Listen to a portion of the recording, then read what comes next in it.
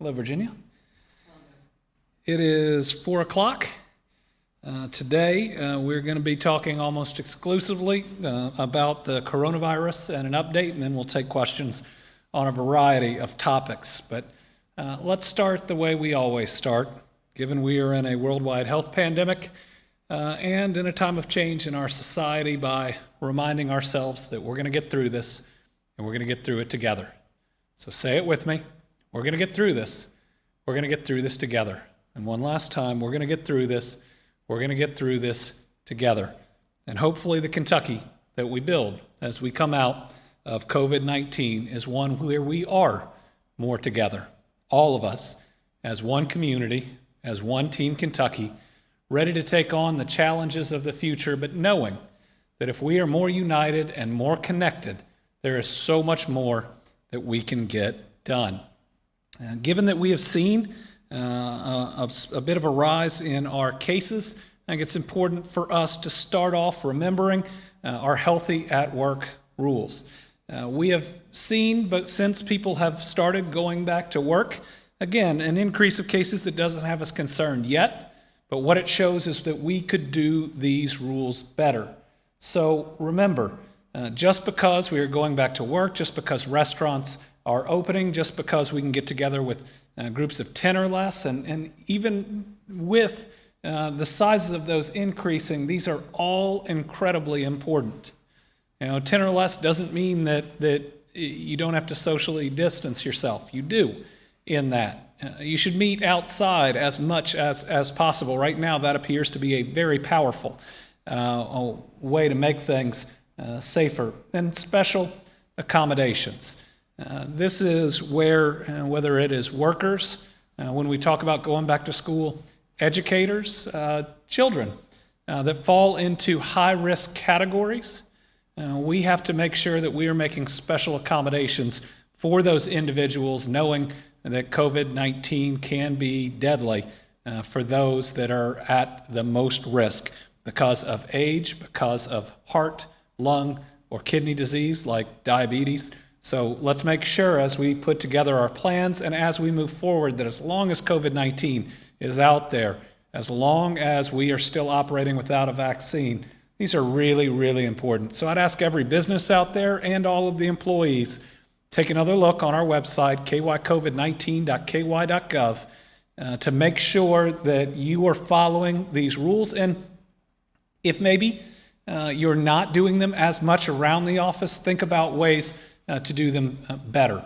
We've seen in some different areas where we have had some outbreaks, and let's make sure that your place of business, your place of worship, your venue is not one where we see the coronavirus spreading. So follow these rules. Now, I've gotten away the last couple weeks of reminding people something incredibly important to our rebuilding effort, and that's rebuilding every community and making new investments in several communities, and that's fill out your census. We've fallen, I believe, to 14, where we're actually tied with a couple of other states. This is the critical federal funding moving forward, and it's going to be for, I think, almost a decade that they will base it on it. This is our one time and our one chance, simply by going online and filling it out, less than 2 minutes, simply by making this phone call, that we can ensure Kentucky has the type of favorable treatment from the federal government to make sure that we move ahead and to make sure that we care for those that need our help the most. Please fill out your census. And please vote. Now, more than ever, voting can be easy and safe even in a worldwide health pandemic. And that's because everybody can register for an absentee ballot. I've done it. You can do it too. You go online, you can verify your information very quickly, and it'll be mailed to your home. We want everybody out there who has means to an electronic device and has an address to sign up for an absentee ballot. You got to get it done by the 15th, so you don't even have a week left. Make sure you get online tonight or do it right now. Try to listen while you're doing it.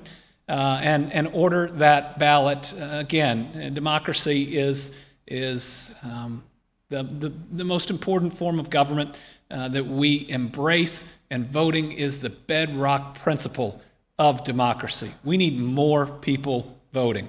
So to me, I don't care what your party is, or even who you're planning on voting for, just make sure you register to vote, make that voice heard.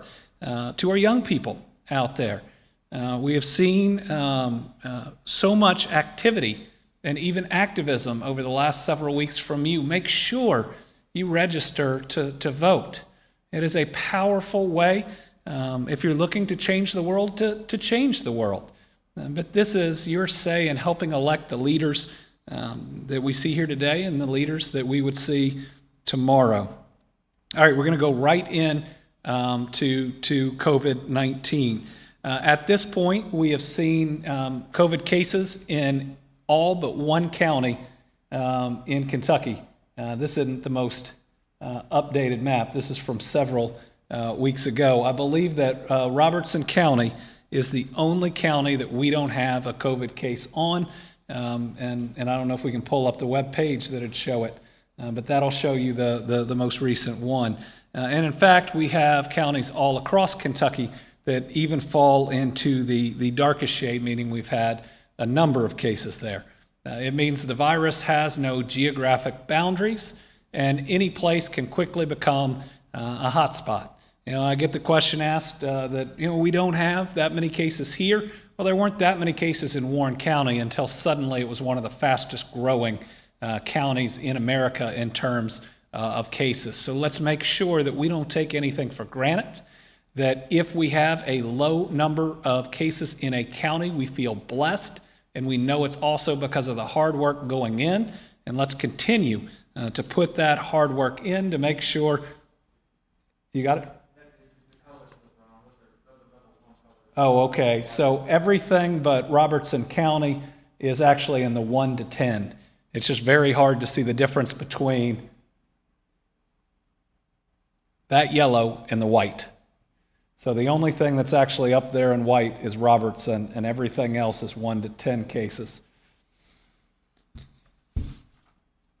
Okay, so this week, we've seen cases increased. We've seen some days that it is lower, and today we're right about in between, reporting 191 new cases of COVID-19. While we do not, we're not currently in that decrease that we had for at least a couple weeks, we do not see day after day a continuing increase, and that's good news. So what we'll be looking for now is are we going to jump kind of up and down as we move forward? Do we find a new plateau? With the additional testing we're doing, are we finding more asymptomatic cases? We got to look at all of that, but we're going to look at this and other numbers each and every day. 191 is within a range where we believe that it is controlled. Of course, we'd like 0, and given that it can be deadly to certain populations, we'd really like 0. But 191 doesn't rise to the high concern level. That is now our total cases, once we remove all the duplicates, 11,883. It's out of a total number of tests of 302,347, 302, 347. That's up significantly from yesterday. Again, we got a robust testing program. But I'm going to talk about that here in a minute. We got to make sure that we keep that up. Total number of Kentuckians ever hospitalized, 2,396. Currently, 508. One thing we track internally is also the total number of hospital beds that are taken and open in the state. They're not all taken by COVID-19, but we want to make sure there's enough room there that if we have a surge, that there are still enough beds open that we can take care of everybody. Right now, we believe that there are certainly enough overall hospital beds. ICU, total number ever in it, 966, currently 68. Again, this number for COVID-19 has remained pretty low. We have not seen it increasing. And in at least 9 states, what we have seen is increasing hospitalizations due to COVID and increasing folks in the ICU. We also see a very low number of people overall in Kentucky on ventilators, and that again has us more prepared if we see a surge. The total number recovered, 3,375. That's an exciting number, and again, this is only when we get reports back of people being recovered. Cases by county, new cases, Jefferson, 49. They make up 25% of the cases today. That's the lowest percentage, I think, for Jefferson County for the last several days. Fayette County, 36. They see their cases currently increasing. Only part of that is due to the federal prison. There's a real problem there. It's one that we can't directly respond to because it's under federal jurisdiction, but we are watching it and certainly hoping that they will work to stabilize it. Warren County, 22, continue to see significant cases out of Warren County. That's why we have left our testing facilities there. 6 in Jessamine County, 5 in Boone and Christian County, 4 in Franklin and Russell, 3 in Allen, Barron, Bullitt, Hart, Harrison, Logan, Ohio, and Woodford, and 2 in Bourbon, Clark, Clay, Davis, Gallatin, Mason, Nelson, Simpson, and 1 in Adair, Butler, Campbell, Edmondson, Henderson, Hopkins, Kenton, Lewis, Madison, Marion, McLean, Montgomery, Powell, Pulaski, Scott, Shelby, Trigg, and Whitley. What this tells us, which we've talked before, is it's everywhere around the state, but what this also tells us is we have testing everywhere around the state. There was a time when some counties didn't show up because we didn't have the testing availability within a certain range of people. Now we do. While the 191 number of today's cases is below the 250-ish we had yesterday, our deaths are up a little bit. We have 7 new deaths related to COVID-19. Those are 7 more Kentuckians that we've lost, 7 people whose families are mourning, and that we need to show our compassion, our green lights, and our bells at 10 a.m. They include 3 individuals from Logan County, all from the long-term care context, I believe. A 78-year-old woman, a 66-year-old man, a 79-year-old woman. All of those are Logan County. Then a 55-year-old woman from Simpson, an 83-year-old female from Jefferson, a 66-year-old male from LaRue, and an 84-year-old female from Hardin. We'd have to crunch the numbers, but it does appear that we have, at least by comparison, more folks in the last couple days in their 50s and 60s than we've seen in several weeks. So remember, especially if you fall into that at-risk category, just because things are open doesn't mean you ought to be going to them. You got to be really careful if you fall into any of those areas because of what this disease can do. The racial breakdown of cases, 72.97% white, 15.39% black, 5.95% multiracial, 5% Asian, and then ethnicity, 83.5% non-Hispanic and 16.5% Hispanic. On deaths, it continues to show around the same racial disparity that we have seen, 79.35% white, 16.96% black, 1.96% multiracial, or 1.74% Asian. And then ethnicity is 96.5% non-Hispanic and 3.5% Hispanic.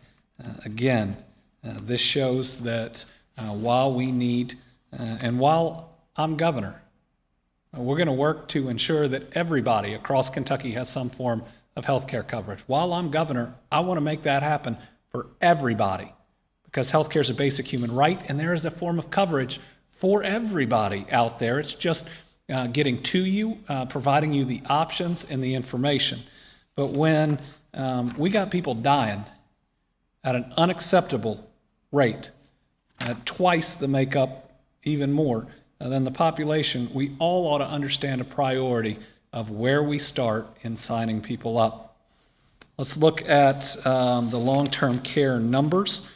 So there's a bit of an explanation here because they have dropped We had one facility that had incorrectly reported cases. So this was finding that error. Residents are actually down 25, staff is down 5. And while we don't like errors in the data, we are at the mercy of those that input it. But listen, if the numbers are smaller, it's a good thing. It's a good thing. 6 additional deaths, all residents that can be attributed to long-term care facilities. All right, so we're today going to again talk about testing. Testing is absolutely critical if we want to open safely. Our current testing sites this is for the rest of this week, in Fayette, Jefferson, Bowling Green, and E-Town all have more room. This is next week. We'll talk about that. They all have more room. If you are in any of those areas and you go online right now at the Kroger site, you can sign up and probably get a test tomorrow in most of these areas. So get one. If you haven't ever had one, get one. If you haven't had one in about a month, get one. If you've started doing more things out there, get one. If you're somebody that's going back to work here soon, get one. It not only can help bring you peace of mind and ensure you're not spreading it to other people, it also helps us as a state to have the data that we need. So please, especially Bowling Green, which is open the next 2 days, Thursday and Friday, and E-Town that's open tomorrow, we have a lot of space. We need more people to sign up. Jefferson County still has some room tomorrow. We still see Jefferson performing real well, and a lot of room on Friday. Fayette County, any of the surrounding counties, you can come to it. Again, space tomorrow and Friday. Get online and sign up. This is the way we protect each other, and I certainly would want to know. I hope that you do too, and this is one of those things that we got to ask people to do to help us get through this pandemic together. Now, the Kroger sites are not the only sites. The reason that we are seeing this increase in testing, over 40,000 plus tests for the last 3 to 4 weeks, I think 4 weeks, is that we have more testing facilities now than ever before, 189 right now. This means everybody, absolutely everybody has a testing site close to them. So we have no excuses if we need a test. It's available, it is there, and let's make sure that we do it. Now, our Kroger drive-through testing sites, which is still our highest testing sites by volume, that start next week. We are continuing in Fayette, Jefferson, and Warren. Again, Fayette and Jefferson are serving very large areas that are very important, and we have people that are driving in, especially to the Fayette County site, right off, I believe, 75 and 64, right off 64. And then Warren County, where we have had a significant outbreak. And then next week, we are also going to be in Oldham County. That was a request by the health department. There is a significant need there, and we look forward to that. Oldham County is going to be Tuesday, Wednesday, and Thursday. And we have, I believe, new summer hours. They start earlier in the morning, I believe now 7:30 when you go online, and they end about 2:30. That's for Kroger's workforce. They are still providing them at no cost to the Commonwealth. It has been, Kroger's been a godsend for us, along with UPS and our various labs, of course, which we pay. But this, when we were struggling, I mean, truly struggling on the testing front, and this came through, that was just the start of a total change that we saw in the Commonwealth. As long as we got this pandemic, we got to test, we got to contact trace, which is picking up the phone, and we got to do our part as Kentuckians.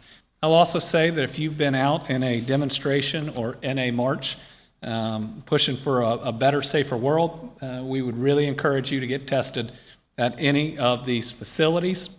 In just about all of them, it is completely free. Just a good idea to make sure that you are safe and healthy, which is exactly what we want. We're moving fast today.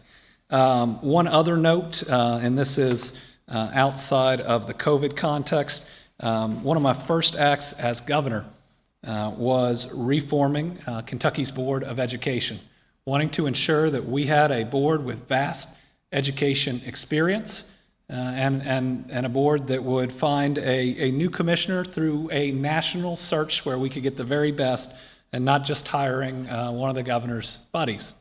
So again, and as with anything, that spawned a lawsuit about whether I had the authority. Today, the federal court in the Eastern District of Kentucky ruled in our favor, saying it was a valid reorganization.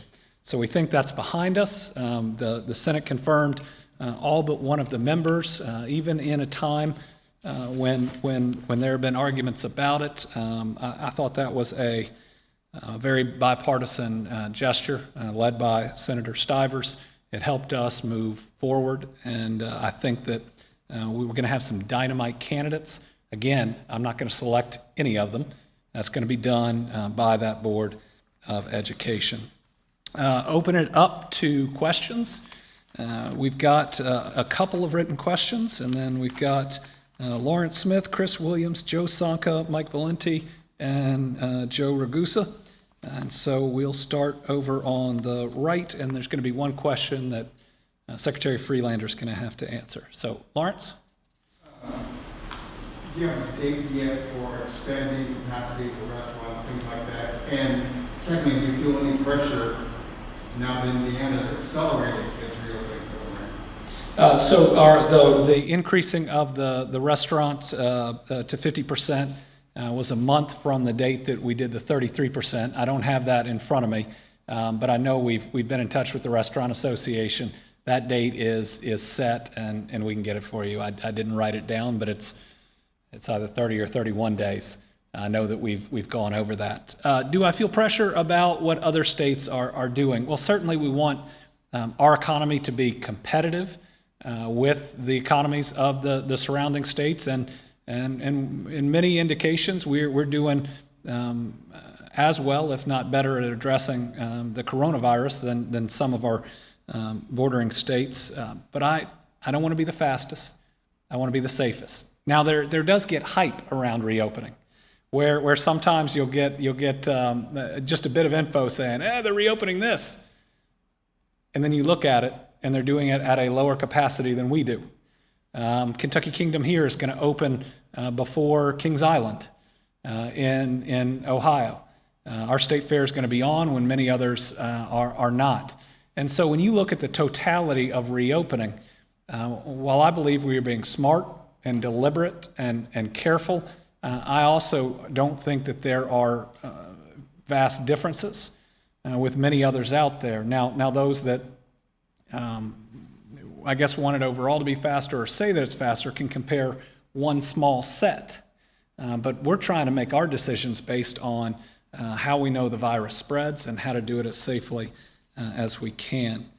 I answered the question on the Kentucky Board of Education. That means that the current members stay, the former members do not come back.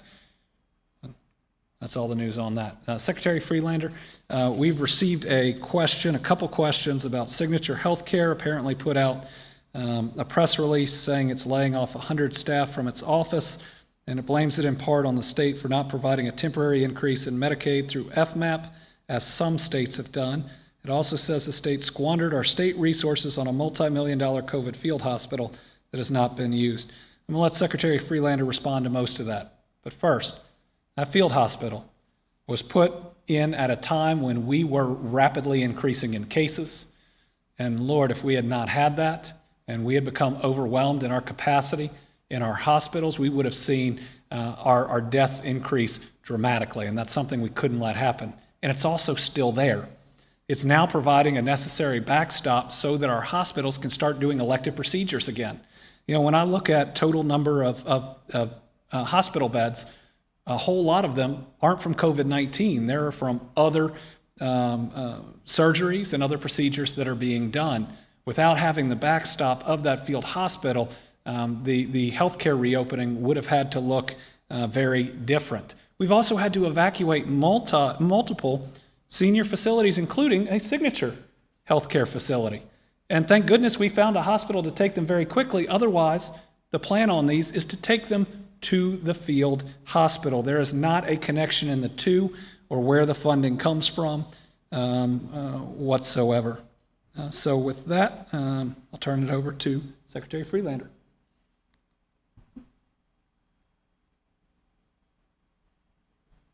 Thank you, Governor. And again, thank you for your aggressive response in terms of nursing facilities. As I talked about on Thursday, I think you can compare Kentucky's response, compare what we're seeing in Kentucky to the nation, and know that we have done a very good job. So, in terms of Signature, it is unfortunate that Signature feels that they need to lay off 100 folks in Louisville. But what I will say is this: we have provided a great amount of support to nursing facilities. Every facility has benefited from the fact that we have streamlined our eligibility process.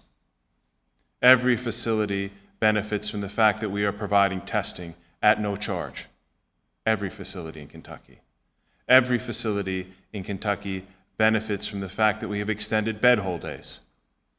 I don't know of other states that have done that. We've also increased a daily rate for patients who are COVID positive to $270 above the base rate. I don't know of any other state that is more generous than we have been in this case. We have also provided ongoing support. We've worked with our partners, Norton's, and our local health departments and our public health departments to respond to facilities when they need assistance. And Signature has needed assistance, as have other facilities and other chains across the Commonwealth. So while I'm sorry for that, I still believe Kentucky has provided an aggressive response for our nursing facilities, and I believe that to this day that is reflected in the numbers of how Kentucky compares to the rest of the nation.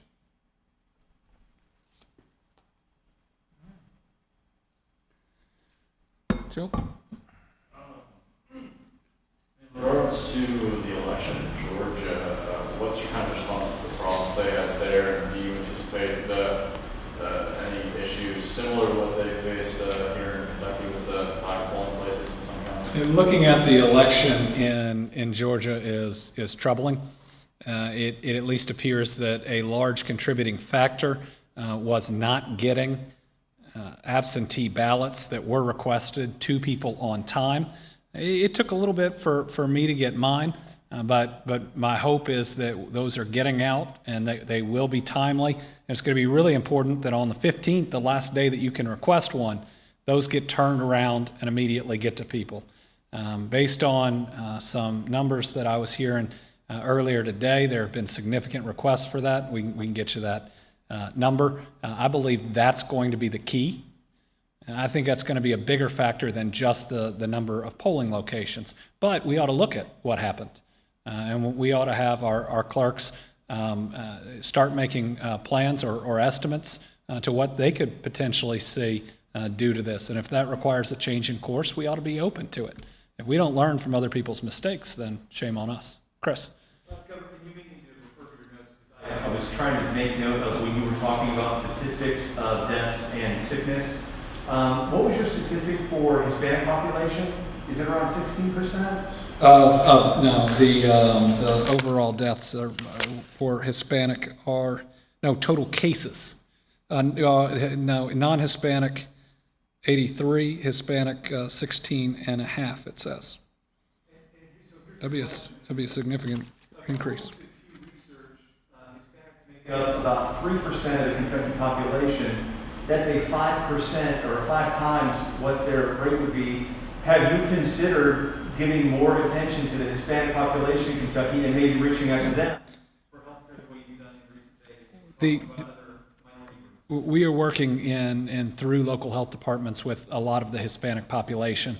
And oftentimes it's been in the meatpacking facilities that we've seen. And yes, I want to make sure that every Kentuckian has health care. I know that when we provide these tests and when we get people in, they're presented at any of these facilities with just the one page it takes to sign up for expanded Medicaid right now. Joe? Now, do you regret calling the National Guard to Louisville, and do you think that you bear any responsibility in David McAtee's death? The question is on, do I regret sending the National Guard to Louisville, and do I bear responsibility for Mr. McAtee's death? When the National Guard was requested from the City of Louisville and LMPD, we had seen some significant escalation from a Thursday where we'd seen multiple people shot, not police officers, but multiple people shot, and then a Friday where we saw some significant damage and real concerns for violence.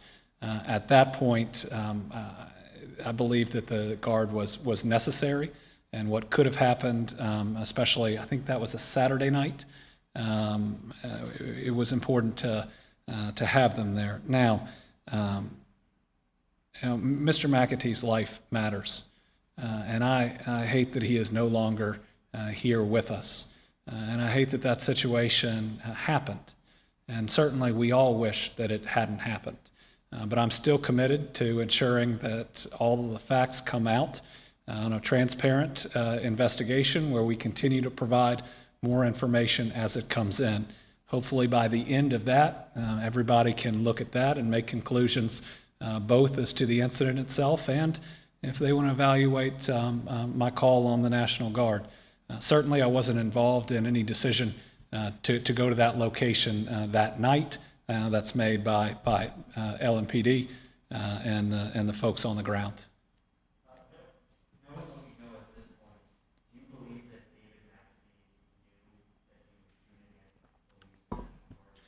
The question is based on what I know at this point. Do I believe that Mr. McAtee knew he was shooting at the police or the National Guard? I don't know what he thought in his head. And I don't want to suggest that I know what he thought in his head, and I don't know if we ever will. And to his family, so I really wish he was still with us. I think everybody does. I hope again that by being transparent, by providing facts and evidence as we go, and then trying to provide as much other evidence that puts it into context, that family and others can see that this is going to be an independent and transparent investigation. It's led by KSP. Michael Brown gets information on it, but it's led certainly by the team that does this all across the Commonwealth. Did I miss Lawrence? We'll come back. Anything you've learned from this experience that you'll apply next time a situation like this happens? Yeah, so just like when I've been asked questions about tear gas during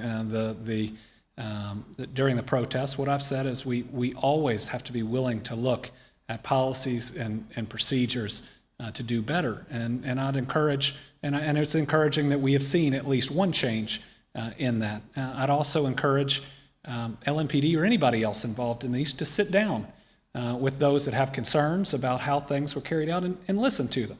And we can always learn something from each other. Maybe we can explain things to each other as well. And maybe that lack of dialogue in other situations has been a contributing factor to where we are right now. A couple things are that ensuring that we have more control over the where the National Guard is deployed, and again, we're still getting more information on the why and the decision, but having more direct access to that information on an ongoing basis is something that I'd certainly want to see. Yeah.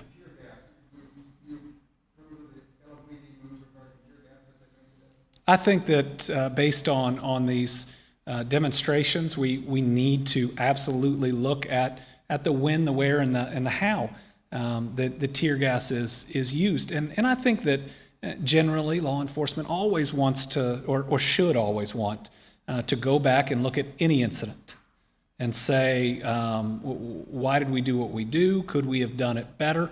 And I think this is a time where some real discussion has started, and it would be a good discussion for everybody involved. Now, we got to listen to each other. And we got to understand that sometimes what people are saying we might not initially like, but sometimes people just got to get that out, and then they can get to the to a type of discussion where we can make a real difference and real change. Do we have any gauge yet as far as the impact, or as far as any coronavirus cases that have stemmed from any protests? Yeah, we do not have information on coronavirus stemming from the protests. It's too early. Now, there was some real significant testing done in Louisville, I think on Sunday or in the last couple days.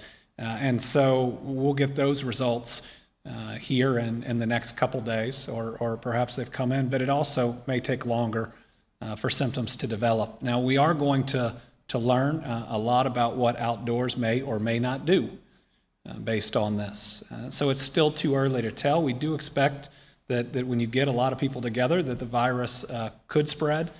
Much of the population that I know was demonstrating are the lowest at risk of serious complications, but everybody needs to get tested, both to make sure they're okay, and it may teach us something that helps other people with COVID. Chris? Are you removing it? I believe that the Jefferson Davis statue should go. We are taking steps towards making that happen. I don't want another child to have to walk into this Commonwealth and feel like they are not a full part of this Commonwealth, that they are not as important as everybody else, or that we glorify a time where their relatives were enslaved. It's time. What are those steps? You said something similar yesterday, but what are those steps and what's the timeline? Well, it's what it's going to, I think we're going to have a little information on that, more than a little, at around noon tomorrow. Joe? Kentucky's Attorney General said he thinks the investigation into the David McAtee shooting will conclude that the National Guard acted with a measured response, and do you agree with his assessment?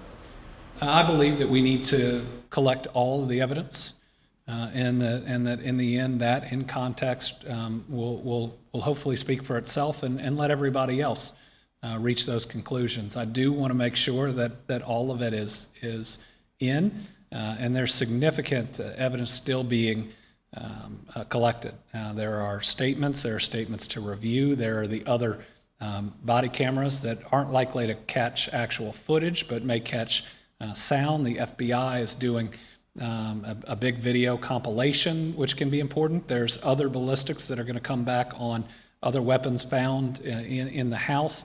I want to make sure, again, that that's transparent and we're able to put it all out there. One more time? Oh, I missed. Yeah, sorry. The NAACP wants you to override sections of KRS 67 and KRS 15 and allow civilians to oversee police officer misconduct. Would you commit to issuing an executive order pertaining to that? So I just got that letter today. We are analyzing the legal authority and ability to do that. I believe that there is a significant and robust discussion right now on civilian oversight and how it would work. It obviously takes some education, but we're analyzing right now both the request and the authority on an executive order to override an existing statute. That's something on the legal side we got to work through too. I'll do one more quick round. There was an adjacent Nemus part of a lawsuit that's been filed challenging the single voting process for the primary. Representative Nemus and others filed that lawsuit. I think it will, in the very least, create an important discussion.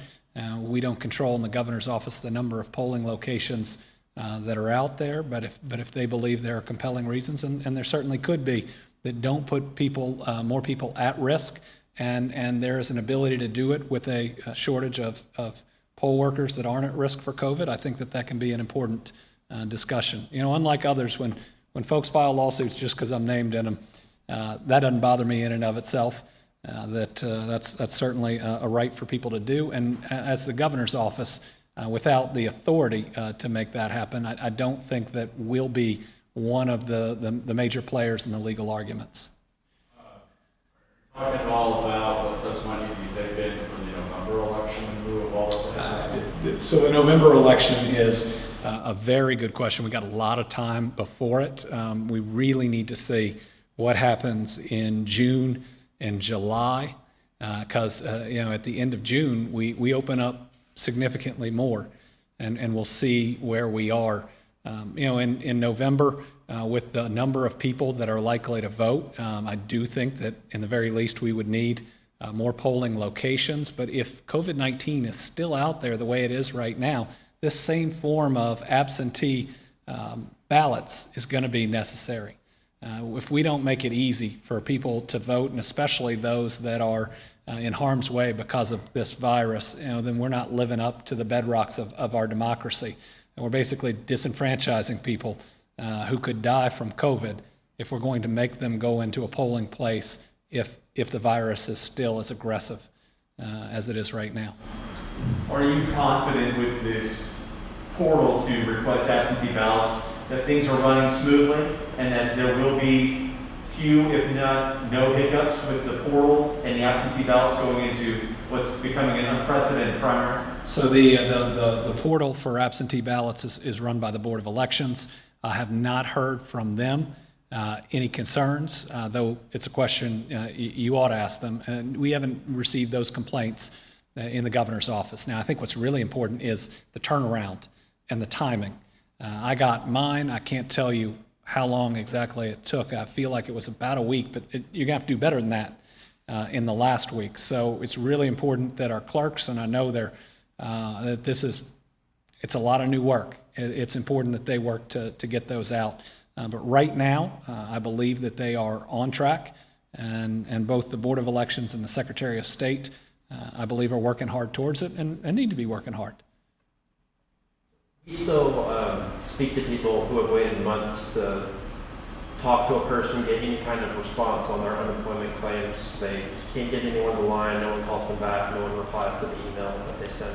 Is there a specific number or email address that those people who can't get any type of response can reach out to actually talk to human beings about that? Anyone you've heard from, you feel free to directly provide them to us, and then you can follow up on them with us. We'll be transparent about where things are to the extent that we can divulge certain data protected by law. We are continuing to process claims, continuing to process unemployment claims at a historic rate.